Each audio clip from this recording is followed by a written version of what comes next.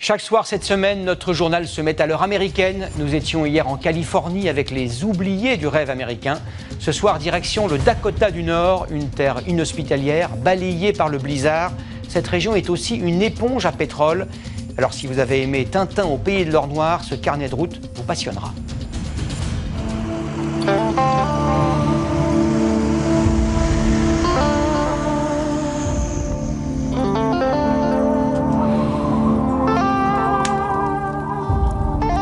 Longtemps, le Dakota du Nord a été considéré comme une sorte de bout du monde. Eh bien Gilles, c'est devenu aujourd'hui l'un des rares endroits du pays où le mot crise n'existe pas. Sous mes pieds, le plus grand gisement de pétrole de schiste des États-Unis, 24 milliards de barils.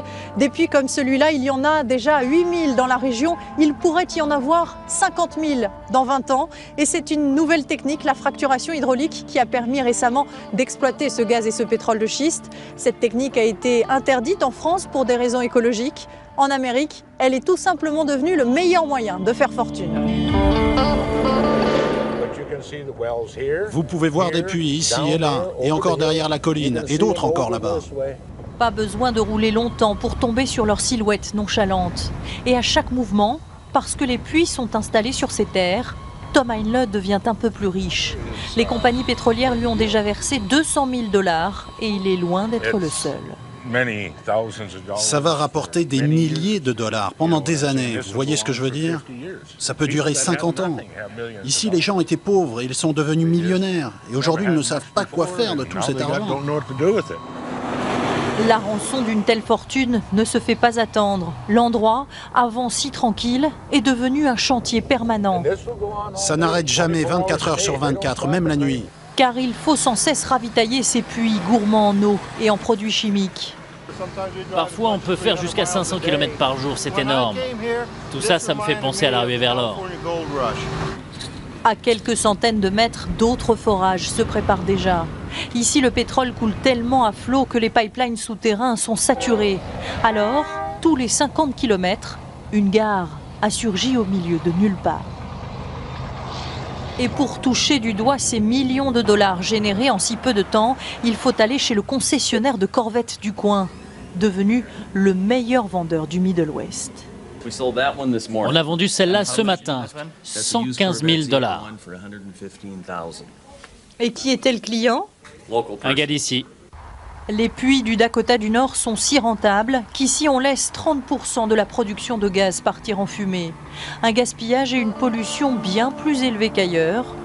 Mais vous ne trouverez pas grand monde pour critiquer la poule aux œufs d'or.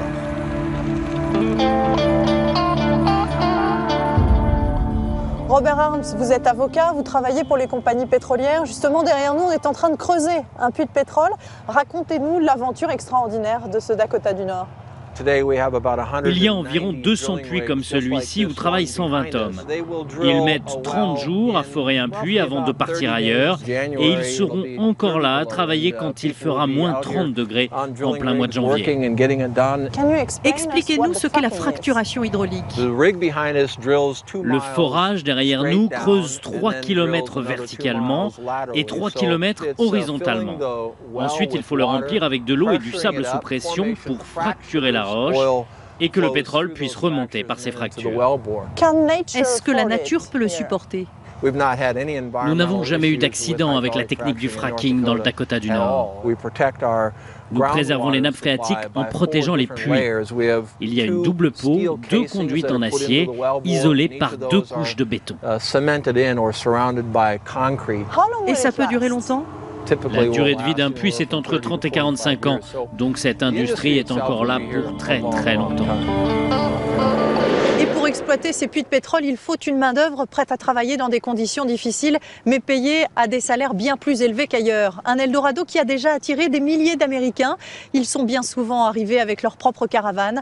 La petite ville de Williston a vu sa population plus que doubler en 2 ans sans y être préparée. Reportage Pierre Grange, Jean-Philippe Eckett et Loris Freeman. Des champs de caravanes au milieu des vaches. Au pays des salaires mirobolants, il ne faut pas être trop regardant sur le confort personnel. Tout le monde se prépare à un hiver rigoureux. Dans ces grandes plaines, il fait parfois moins 30. Là, rien que pour avoir le droit d'installer mon mobil-home, je dois payer 600 € par mois. Et c'est ce qu'il y a de moins cher en ville. Ici, tout est exorbitant. Le revers de la médaille. Avant de rencontrer l'Eldorado, les derniers arrivés poussent la porte d'un pasteur pour passer la nuit. Là où le brut coule à flot, il n'y a aucune chambre d'hôtel disponible. À chaque fois que l'un d'entre vous entre ici, je me dis, Seigneur, non, pas encore un. Mais au fond, je vais vous dire, vous êtes un don du ciel. Le pasteur fait entrer 30 personnes chaque soir. Les autres dorment sur le parking, après leur journée dans l'industrie pétrolière. C'est ça le rêve américain, parce qu'on a tous la chance de travailler. Pour ça, j'ai fait 1600 km. J'ai conduit 16 heures d'affilée. À partir de novembre, l'Église a décidé de leur interdire de dormir sur le parking.